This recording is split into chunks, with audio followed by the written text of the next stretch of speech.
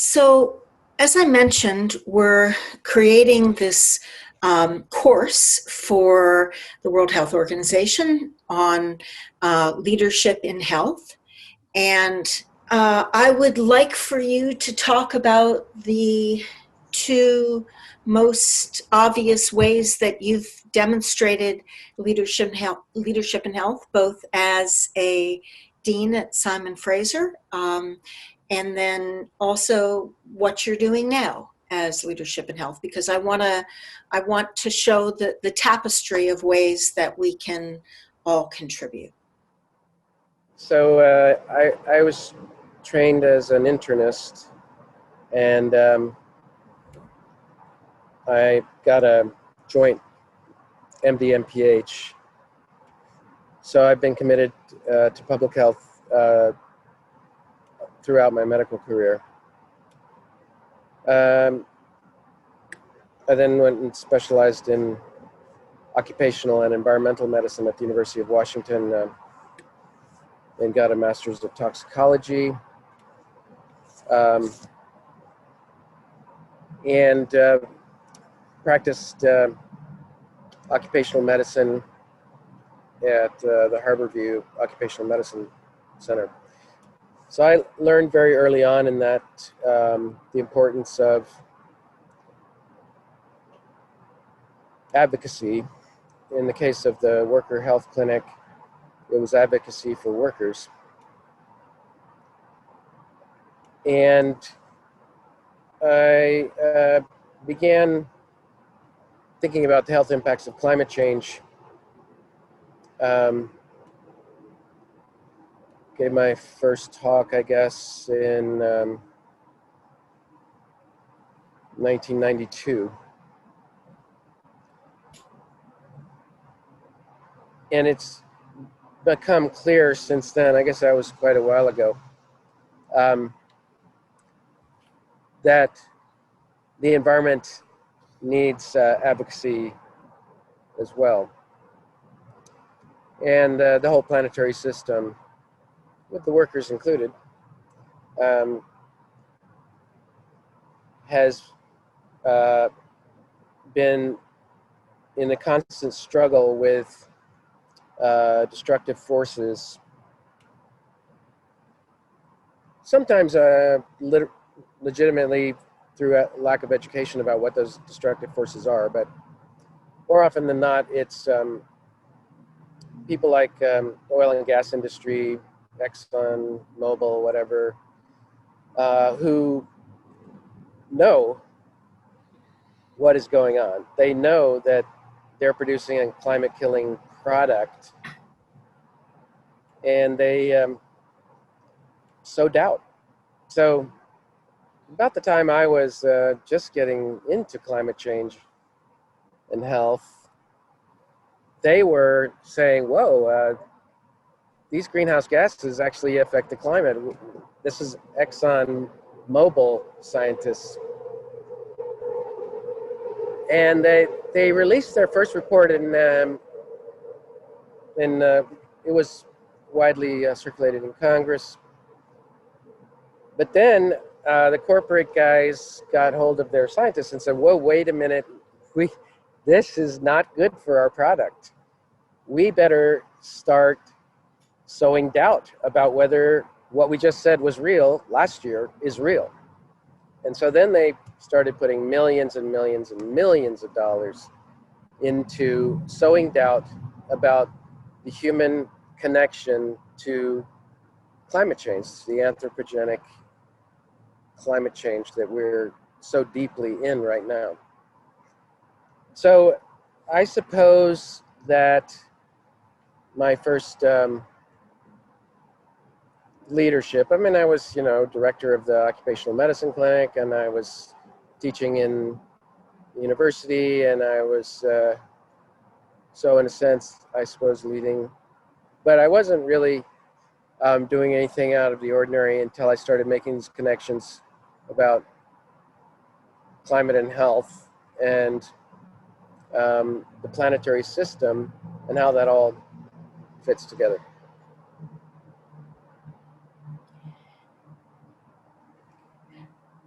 And do you want to, excellent. And do you want to talk a bit about what you're doing now, next? Yeah, so I moved to Canada in 2005. It was a great job offer at Simon Fraser University, and it was a super exciting time because we were just starting the faculty. So 13 faculty arrived with 13 MPH students all at the same time in September 2005, and we started the Faculty of Health Sciences.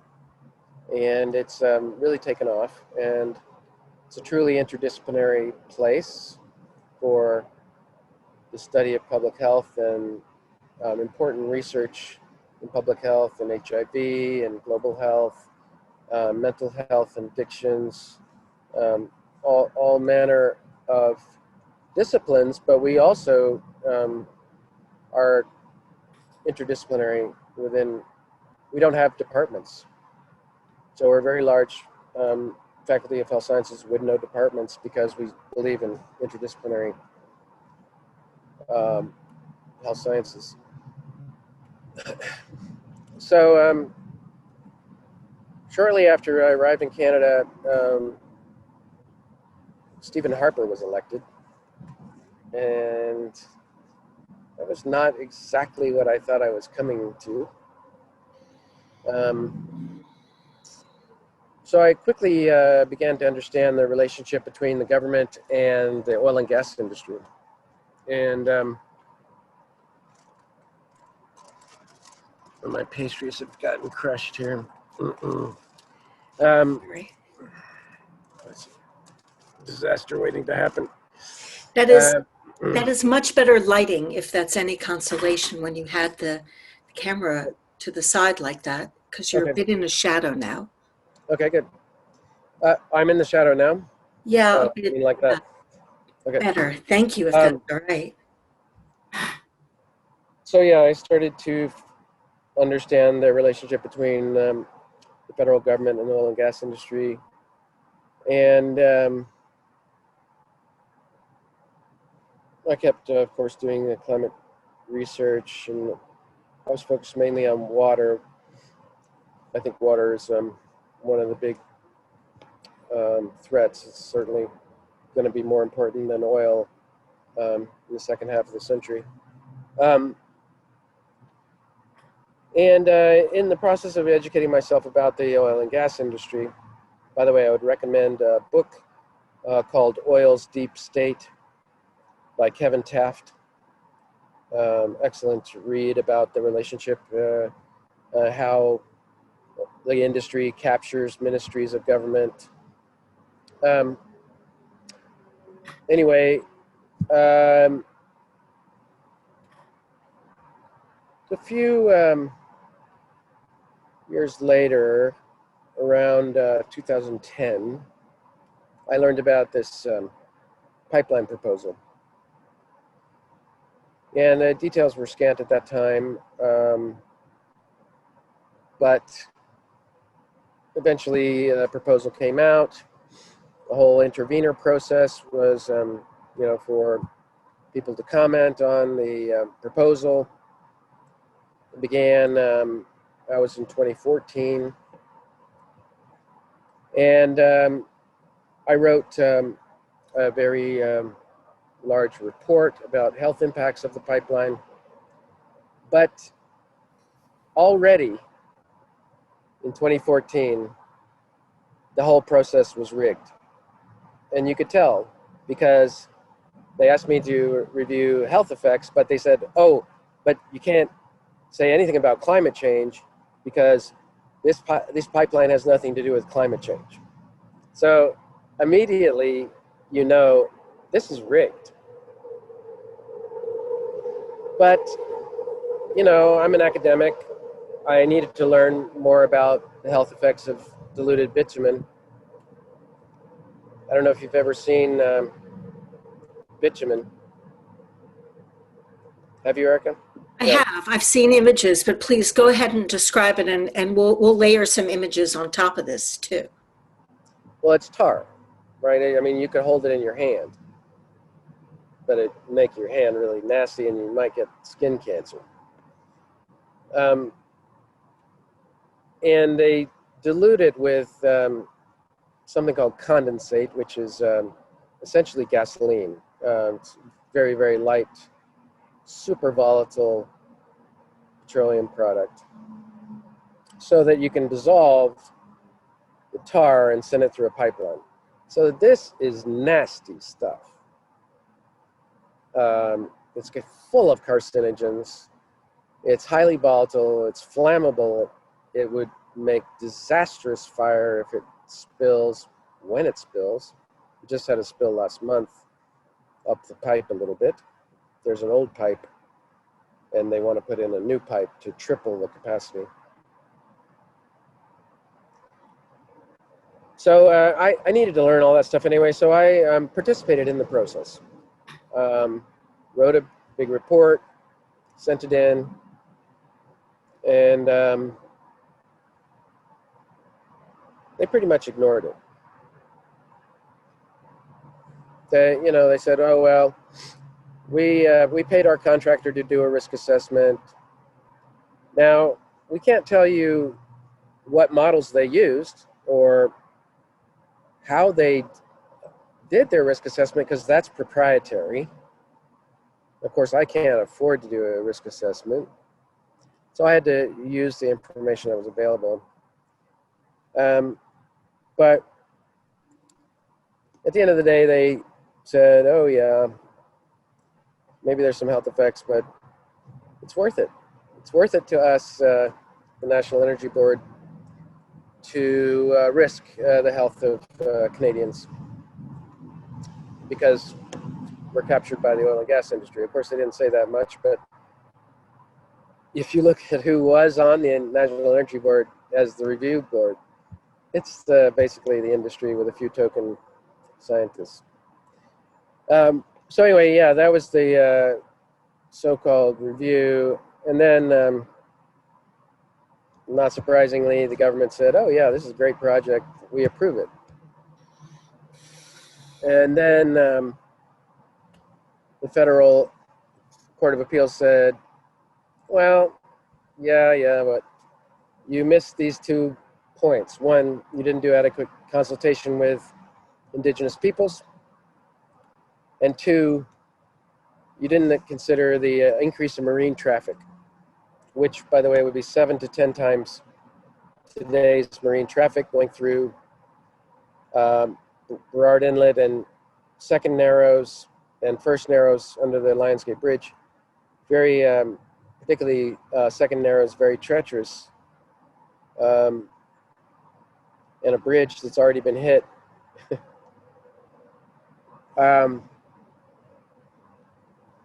So the court said, no, we quash the project. You got to address these points. So in what year was that?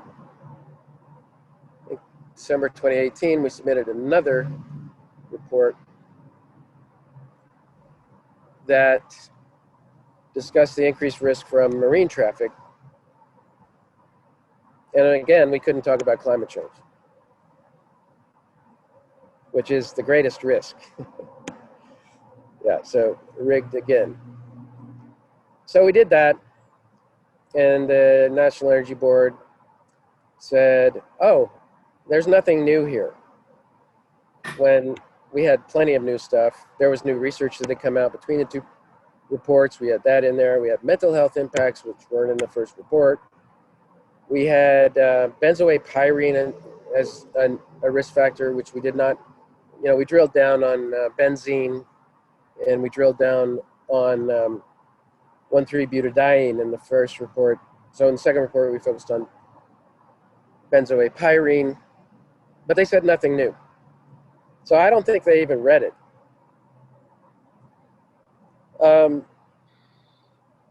So then, of course, it gets approved again. Oh, and in between this, Trudeau says, oh, well, we're going to consider climate change risk. We're going to have this special panel. So they did this special panel, but the details are very important because the special panel was not allowed to consider the downstream climate risks. That means they were not allowed to concern themselves with burning the product of the pipeline, which is 95% of all the greenhouse gas emissions. They only considered the 5% upstream, so-called, of, doing what they do to get the stuff out of the ground and send it through the pipe and that. So rigged from the beginning, rigged in the so-called climate review, and rigged at the end. And so not surprisingly, Cabinet said, yeah, we approve it the second time.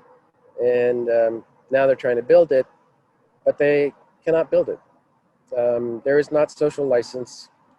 And in 2020, it makes absolutely no sense, either economically, for the product, the market is terrible and is going the wrong direction. This is not the future. This is last century fuel, last century energy system that the oil and gas industry is trying to convince us we must have to have an economic future in Canada. That is a big lie. So it's a lie that's potentially could damage the planet irrevocably, irreparably. And so, yeah, that's why it has to be stopped. And there are thousands of people supporting me, more every day online. There were hundreds of people yesterday visiting the site. And we have people lined up to replace me and to go up in other trees. So this pipeline will not be built. What we do need, instead of laying pipe, should lay super high-tech electric cable for moving power from west to east and vice versa. We sell almost all our power to the south, to the US. It's crazy. We should be trading power across the country. We should be using our artificial intelligence to help us with our energy system. It seems like Canada's artificial intelligence, world-leading artificial intelligence, is better than the government intelligence. You know what I mean? Like, our government is still planning to pump out for another 40 years greenhouse gas emissions from projects like this. So their intelligence is starting to look like it's not as good as our artificial intelligence. And in any event, artificial intelligence, that was supposed to be a joke, but the artificial intelligence is getting very good and can definitely help us be more efficient with our energy, and could coordinate solar arrays, wind farms, and other sources of power that are sustainable. So I say, let's transform the energy system. We've said we were going to do it for the last 25 years. Let's do it. COVID-19 showed us that we can do amazing things. We just have to put our mind and our money to it. So yeah, let's treat the climate emergency like the COVID emergency and do what we need to do to give a sustainable planet back to our children and their children's children. Thank you, Tim. Can you talk for a moment about characteristics that you think are shared across these kinds of health leadership efforts? I'm going to do likewise. So some of your activities have been quite conventional in terms of their approach to improving climate change, and what you're doing now is not. And I was wondering if you could identify any themes that you thought were common to those two directions and different in those two outlets. Well, I don't want to say that academics are easy, because it's not easy. It's a great job. I love academics because of the exciting environment that you're in, and exciting discussions, ability to do research that helps people. But it's very regimented. You know, promotion and tenure, and what do you do to get promoted? All that's pretty regimented, and you can learn it, and many people do it brilliantly. Some people barely get by, and there's everything in between. Some people don't get by, but it's very controlled. Some places more than others. Places with a medical center seem to be more than others, which is why I really like Faculty of Health Sciences at Simon Fraser University. No medical center. Although we're affiliated with St. Paul's Hospital, which of course I love also because my wife Aggie works there. She's in the leadership. But academics could not help me here. Academics could not stop this pipeline. Now I'm getting a lot of support from academics. I hope you saw Scott Venner's video, his animated video. That's awesome. Not yet, I will. Yeah, it's on the Facebook page. So you got to step out like Scott does. Scott is one of those examples of people who you have to get off the conventional, and you have to be creative, use technologies that we have, like this technology, and you know, especially after you get tenure, shake things up. It's a very privileged position. You know, can't be fired. Well, you could be, but you got to be really stupid and not, you know, not thinking.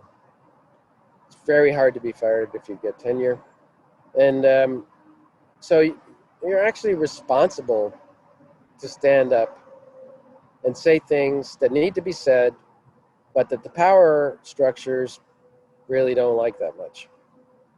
And that's what I'm able to do with this action. I'm thinking that the oil and gas industry is not that happy with me right now. And they're probably not too happy with Kevin Taft. You know, he's demonstrated that there's some really bad shit happening in the oil and gas industry. And a lot of it is deception about the science. So I hope people will wake up to that and start calling them out. And there's no better people to do that than tenured professors and brave politicians. You know, the politicians, some of them have not been bought by the industry. So they are starting to stand up, and many of them come by and support me. So yeah, we gotta get together on this, call them out, and yeah, that's the difference between these two actions. Thanks, Tim. You want to just show us you and show us where you are, and just give a couple sentences on why you're there. Yeah, sure. So here's the Grove. I'm gonna drop my computer. That's kind of the canopy up there. And then see, I hope you can see the stream down there. Yep. Maybe not. Through the trees. And there's my supporters camp. Well, this is one of the camps. We have two camps. Can you see that?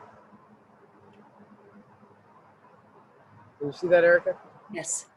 Okay. Yes. All right.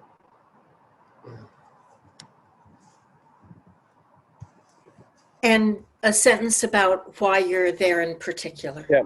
So this grove of cottonwoods was slated to be cut. There was an affidavit that came out 3 weeks ago or so that said they had to cut these trees to save the salmon. Basically, I mean, I was paraphrasing that, but yeah, they want to cut between August 1st and September 15th because that's the time when there's supposedly least damage to the salmon which are in the stream. So yeah, I came up here. I was pretty sure they would not work on Saturday. They did not work on Sunday. And so I came up Monday, which was BC Day, and they were not working. So now we've stopped them for almost 10 days, which is about a quarter of that window. And with my replacements, we'll easily be here till the 15th. But, you know, this is not a trustworthy company. So even though they say they're going to do something, it definitely doesn't mean they're going to do it. And especially when it comes to their schedule, because they always are getting behind. So, yeah, I hope Canadian taxpayers will start thinking about where their money is going, because it's going to a dead-end project that should not be built, and we'll be sure that it's not built. Thank you, Tim. Anything else you want to add for now? No, not really. I think, you know, I hope people do think about future generations, because that's what this is about. It's about sustainability for the planet. It's about keeping salmon in our streams and keeping green space for people to rejuvenate themselves with, and for the animals and all of those communities to thrive. So with that, I think I'll say goodbye. Wonderful. Again, thank you. And thank you, Eric. I really appreciate your support.